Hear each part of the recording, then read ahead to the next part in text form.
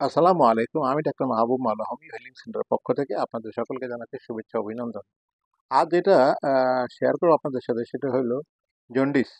এটা একটা কমন ব্যাধি। এটা প্রায় দেখা যায়।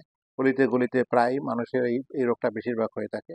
বিভিন্ন কারণে হয়ে থাকে। যাদের অ্যা অ্যা বিশেষ করে পিত্তরস, এটা একটু যখন একটু সিক্রেশনে বাধাপ্রাপ্ত হয় অথবা এই বাধাপ্রাপ্ত হয়ে যখন এটা বডির ভিতরে রক্তের সাথে মিশে যায় তখন হাত, পা, চক্ষু আ তারপর চোখের আইরিস, তারপরে আপনার নখ-টখ এগুলি সব হলুদ হয়ে যায়, প্রস্রাব হলুদ হয়ে যায়।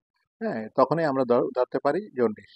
তো এটা সাধারণত জন্ডিসের হিমোগ্লো ইয়া ইয়ে জন্ডিসের মাত্রাটা 0.1 0.00 এটা নরমাল থাকে। হ্যাঁ? বিলিরুবিনের ভিতরে বিলিরুবিনে জন্ডিসের মাত্রাটা 1 থাকে। পরবর্তীতে যদি এটা বেশি বেড়ে যায় তখন এটা চিকিৎসা হওয়াটা দরকার হয়। তো এইটা হোমিওপ্যাথিতে treat the patient or the disease ফর্মুলায় এটা চিকিৎসা করা হয়।